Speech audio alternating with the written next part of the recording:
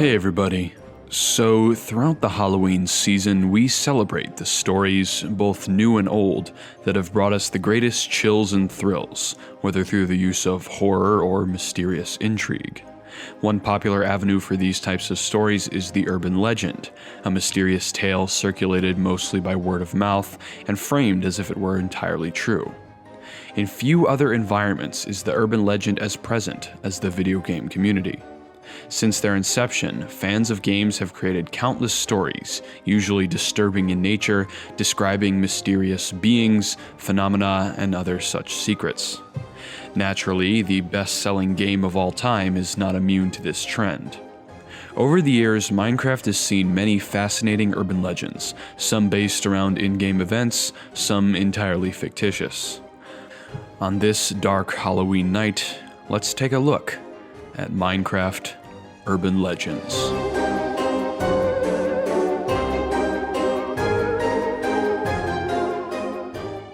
But before that, I want to talk about something really scary. Did you know that only 5% of my viewers are subscribed to my channel? You can fix it. Nah, I'm just kidding. I wouldn't do that to you guys. Or would I? Nah, I'm seriously kidding. Anyway, you might think the first thing I'll talk about is Herobrine, but I'm actually going to save him for last because his origin story is actually quite interesting. Let's start off with a simple one, Disc 11. When the 12 original music discs were implemented from Alpha 1.0.14 in 2010 to full release 1.0.0 in 2011, players quickly began hunting the discs down, eager to hear their music. Composed by musician C418, all the discs contain short, vibrant songs that express the feel of Minecraft. All except for two.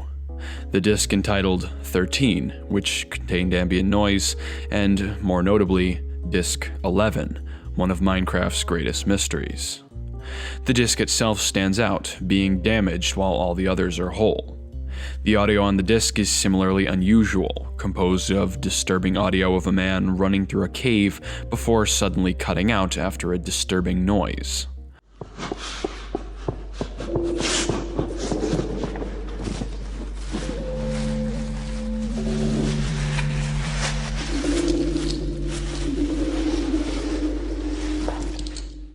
Over the years, a number of theories have popped up, some including Herobrine and Enderman.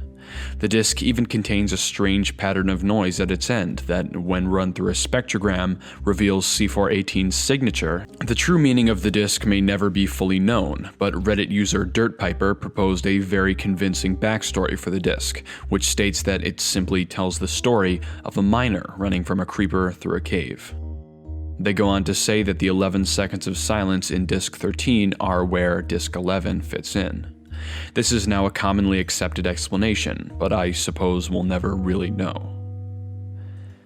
Next, let's look at Entity 303. This is an unusual one, and probably the least convincing of any on this list, but since it has made a semi-major impact, I'm including it. Entity 303 was a fictional being that supposedly was brought about by a disgruntled Mojang employee with plans to corrupt worlds and, supposedly, destroy Minecraft by the end of 2015. Now, obviously, that hasn't happened, at least not that I know of, and in recent years the myth has largely died out. Entity 303 has often been referred to as a bargain bin Herobrine, and rightfully so. It's as if someone took apart everything that worked with Herobrine and then lazily pasted it back together. I, for one, am glad that Entity 303 remains relegated to the depths of the internet. Now, let's talk about the Farlands. The Farlands are an interesting example of an unintended feature taking on a life of its own. Years ago, when Minecraft was in its formative years, you might have heard stories about how if you traveled far enough, the world would warp in unexpected ways. In modern versions of Minecraft, the farthest reaches of the world are protected by a barrier wall that prevents users from traveling further than 30 million blocks from spawn. However, between Minecraft's InfDev phase and later versions of beta, the game simply wasn't built to allow users to travel more than 12,550,825 blocks away. AntVenom did a great job of explaining this in his video, but essentially, the terrain generated based on something called 3D Perlin noise. It looks something like this, and the differences in color you see are random values across the noise map. Minecraft then used this noise map as a height map for the terrain. There was just a slight problem. 173.103 units of noise are used per block. When the number of blocks reaches 12,550,825, the number of noise units reaches this number, roughly 2.147 billion, which unfortunately is the 32-bit integer limit. Once the game has reached this point, it simply could not process the numbers it was given, and it immediately mapped all terrain to the maximum possible height. This created a massive wall of dirt and stone, rising into the sky, filled with dark caves as far as the eye can see. Numerous other bugs would occur in the area, most notably frame rate drops, hitbox displacement, and extreme stuttering caused by floating point precision errors that increase the further out you go. Being near or in the Farlands, especially if you had come across them while they were still in the game, would be surreal and somewhat disturbing. Of course, they were fixed in beta version 1.8, but that hasn't stopped them from living on in players' memories. Our next subject is a more obscure one. This is based primarily around a video uploaded in late 2010, but the video is representative of phenomena that have disturbed players since the game's release. The video in question is entitled "Very Strange House in Minecraft That I Did Not Build," uploaded by Dead Skin Mask on this exact day, Halloween of 2010. In the video, he showcases a mysterious house built into a mountain that he claimed never to have built nor even seen, despite the fact that he's on a single-player world. This mirrors what many others experienced in the early days of Minecraft: strange terrain generation and structures with no logical explanation. While many claim this was a hoax over the years, it was in fact another bug. You see, with early versions of Minecraft's save system, a very rare glitch could occur. If a player deleted a world after playing on it, there was a chance that chunks from that world would be transferred to a new world if created. This is believed to have applied to server worlds as well.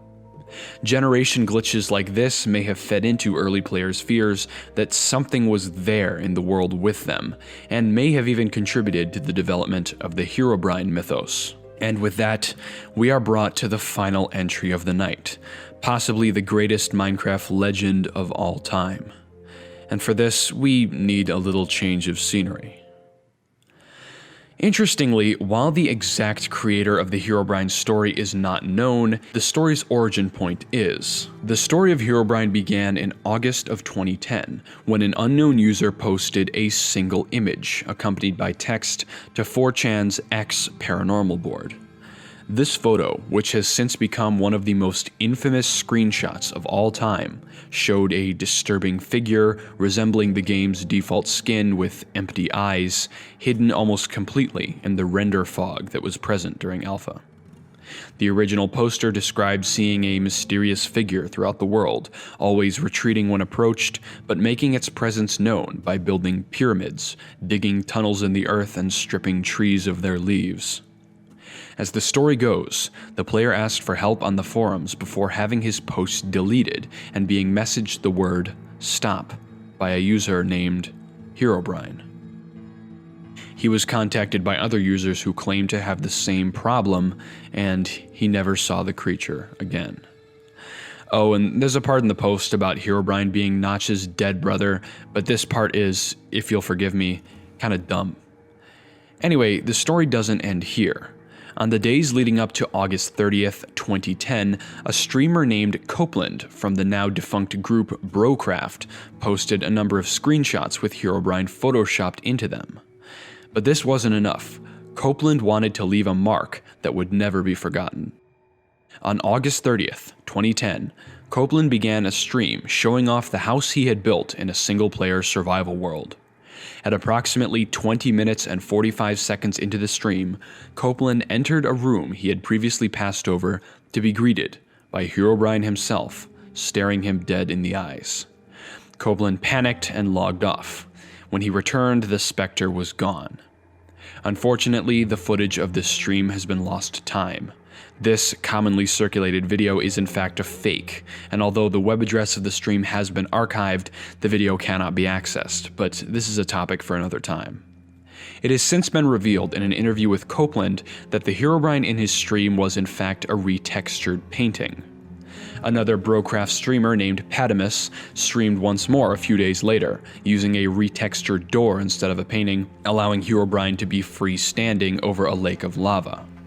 Although Padamus was soon after heard on stream telling his wife about the hoax, Copeland would later post this unnerving image to the stream, and the rest, as they say, is history. Now, admittedly, in recent years, the spirit of the Minecraft urban legend has died out somewhat. The world of Minecraft just isn't as mysterious as it once was. But on occasion, it can be interesting to look back to the days when the far lands laid forever off in the distance, and mystery lurked just beyond the render fog. Thanks for watching.